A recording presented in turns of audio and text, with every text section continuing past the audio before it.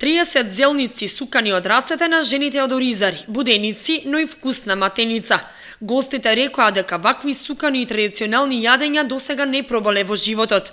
За да биде уште поинтересно и автентично, жените кои сукаа беа облечени во народни носи. На секоја година на Ѓурѓовден правиме овај обичај и ова е главната погача, ова се вика овчарска погача. На времето секој овчар морало е оваа погача да носи у торбата.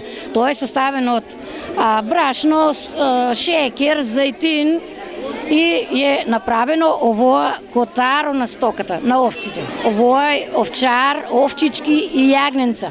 И се ставени во котаро за да бидат цела година стоката у купче, да не им се делат, да не им бегат.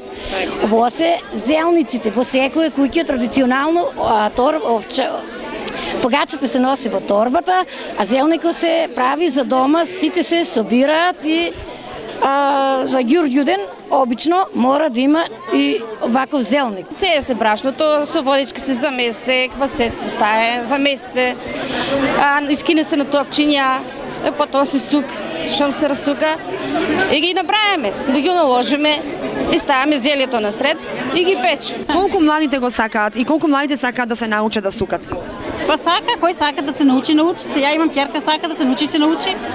Сама, не се пита ни од никој. Сама се веси, сама се сука. Тоа е стара традиција наша, македонска, а напред со китки, венчиња на глава, на половина, на стоката се носило и Ѓурѓовденски затоа. Ѓурѓовден е убав ден, како китките што се убави, така и Ѓурѓовден празникот е убав и затоа користам прилика и на вас да ви го честитам и на сите македонци христијани каде и да се се најдобро, здрави, живи, среќни, весели и бирикетни. Гостите од Србија и Бугарија презадоволни од домакините, а најмногу градоначалникот на Босилеград, кој вети дека ваквите дружења, средби и гостувања ќе станат традиција. Ние со раководителите на вашето друштво се запознавме минатата година, кога тие беа гости на нашата джипијада што ја организираме и на која имаме голем број учесници.